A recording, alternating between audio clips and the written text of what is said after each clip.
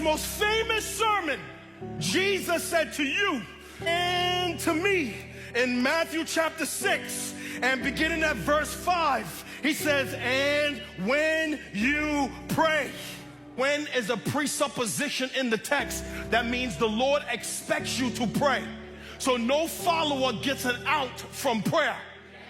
It's not for pastors, it's not for leaders, it's for every follower of Christ. Not if you pray, when you pray. That is, the Lord expects you to pray.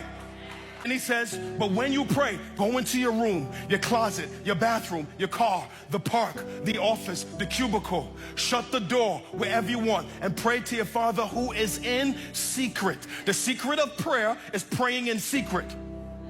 Secret of prayer is praying in secret. And your Father who sees in secret will reward you. That is, he promises a reward for secret praying. If you pray, you will be rewarded. Now, he does not tell us what the reward is. He leaves it nuanced so as to not limit him in our thinking of what he could do when you pray. That is, the Lord did not cap God to what he could do when you pray. That is, he can do anything he desires to do in the context of his will. He says, man, go in your room, shut the door during the consecration in secret and keep crying out to God in secret. Verse 7, and when you pray, do not heap up empty phrases as the Gentiles do, for they think that they will be heard with their many words. Do not be like them, but your Father knows what you need before you ask. You know what he's saying? Pray with honesty, pray with security. That is, just be honest about what your need is and pray that God will, in such a way that you have an assurance that God will hear you when you pray. You don't got to impress him with speech. Oh Lord, thou art great and awesome. Like, you think if you don't pray King James English, the Lord won't hear. Sometimes the best prayer is like, Lord, help this dude right here.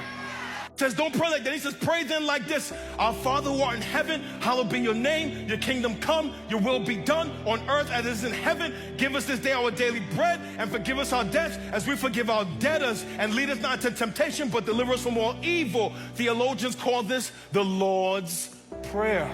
And you could pray it verbatim, but that's not why Jesus taught it. He didn't teach it for us to pray it verbatim. He gave it to us as a model to teach you how to pray. So how do you pray? You start your prayers by acknowledging who you're talking to. Our Father. And you think about where he is. He is in heaven. He is exalted. He is above. You think about who you're talking to and where he's seated. Then he says, your kingdom come and your will be done. Or he says, hallowed be your name. That is, worship God in your time of prayer. Then he says, pray your kingdom come and your will be done. That is, busy yourself with praying about the things that God is concerned about. Pray for the spread of the gospel. Pray for the planting of churches. Pray for missionaries. Pray for spiritual leaders. Pray for people to be saved. Pray for the lost to know Jesus. Pray for every unsaved family and loved one. Pray for the kingdom. If you pray like that, your prayer life will be on fire. Some of you, you'll be bored in your prayer because all your prayers are about you.